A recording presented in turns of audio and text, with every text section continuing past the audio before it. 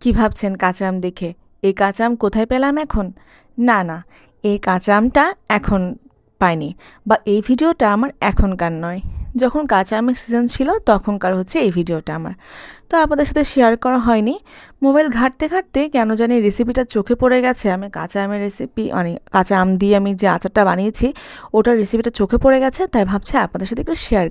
প্রথমেই দেখতে পেয়েছেন কাঁচা আম ভালো করে ধুয়ে নিয়ে সুন্দর করে একটা কাঁটা চামচের সাহায্যে আমি খুব সুন্দর করে একটু ছিদ্র করে নিয়েছি যাতে এখানে ভালো করে মশলা ঢুকে। এরপর লবণ দিয়ে আমি এই কাঁচা আমগুলোকে আধা ঘন্টা ভিজিয়ে রেখেছি। এরপরে কি করছি, এরপরে হচ্ছে ভালো করে এগুলো একটু নেড়ে নিতে হবে। আপনি যতটুকু পারবেন আপনার গায়ের শক্তি দিয়ে একটু চেপে নেবেন যাতে জলটা পুরোপুরি ঝরে যায়। এরপর আমি এখানে হলুদ আর একটু নুন দিয়ে সুন্দর করে মাখিয়ে নিয়েছি। তারপর যে কড়াইয়ে আপনি আচারটা বানাবেন সেটা নিয়ে সুন্দর করে একটু সরিষার তেল গরম করে ওখানে রসুন দিয়ে দিবেন।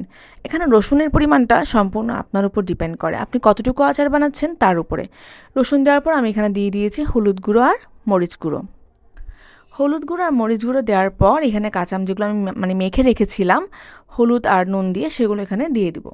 তারপর আমি আরেকটু নুন দিয়ে দিয়েছি এখানে। এরপর দিচ্ছি চিনি। এখন অনেকেই বলতে পারেন এখানে কি গুড় দিয়ে করা যাবে কি না? অবশ্যই গুড় দিয়ে করা যাবে। আমার কাছে কেন জানি বিভিন্ন চাটনি তৈরিতে বা বিভিন্ন আচার তৈরিতে চিনি ইউজ করলে খুব ভালো লাগে। আমি জানি না কার কেমন লাগে, বাট আমার কাছে অনেক ভালো লাগে। এরপর আমি এখানে দিয়ে দিব আচারের মশলা। আচ্ছা, আমার পেজে কিন্তু আমি আচারের মশলার রেসিপিটা অনেক আগে দিয়ে দিয়েছিলাম। যারা যারা সেই রেসিপিটা দেখেছেন তারা ঘরে এটা বানিয়ে নেবেন। আমি আচারের মশলাটা তখন একবার দিয়েছি, আর যখন প্রায় হয়ে এসেছে তখন আরেকবার দিয়েছি। ব্যাস হয়ে গেল। ঠান্ডা হলে নামিয়ে নেবেন আপনাদের এই আচারটা। কেমন হয়েছে অবশ্যই কমেন্ট বক্সে জানাবেন।